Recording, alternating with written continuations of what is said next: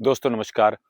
दोस्तों आज बात करूंगा मैं आपके साथ एक बहुत बड़े राइटर, एक बहुत बड़े मॉन्क, एक बहुत बड़े साधु जो कि मोरल प्रीचर हैं, अपने ये कह सकते हैं और जो जीवन के बारे में बताते हैं। गॉड गोपाल दास के बारे में उनकी एक पुस्तक मैं पढ़ रहा था। उस पुस्तक में एक लाइन उन्होंने लिखी है कि happiness does not come automatically.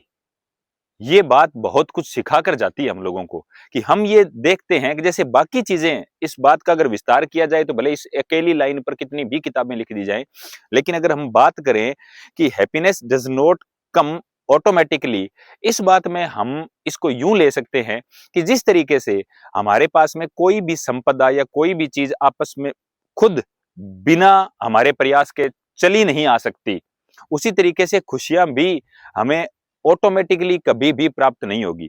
अगर हमें धरती में से पानी निकालना है तो हमें ट्यूबवेल या बोरवेल लगाना पड़ेगा। अगर हमें आसमान में उड़ान भरनी है तो हमें जहाज का सहारा लेना पड़ेगा। अगर हमें समुद्र की गहराइयों के अंदर जाना है और मोती लेकर आने हैं तो हम ऑटोमेटिकली नहीं जा सकेंगे, उसके लिए हमें अलग से प्रयास करना पड़ेगा कि हम वहां से जिंदा लौट कर आ सकें और मोती लेकर आ सकें। इसी तरीके से संसार की कोई भी शय जो है वो हमें स्वतः ही पर्याप्त नहीं होती है, सिर्फ और सिर्फ हमारे खुद के जन्म और मरण के अलावा। इसके अलावा हमें कोई भी चीज, कोई भी शय स्वतः ही प्राप्त नहीं होती, ये आप खुद भी सोच सकते हैं। इसी में दुख और सुख भी शामिल है।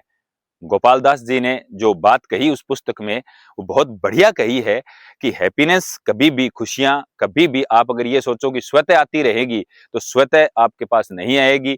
मनुष्य का बहुत बड़ा हाथ होता है खुशियों को और दुखों को जनरेट करने में, क्रिएट करने में। आप मेरी बात से कितने सहमत हैं, कमेंट बॉक्स में जरूर बताइएगा। धन्यवाद।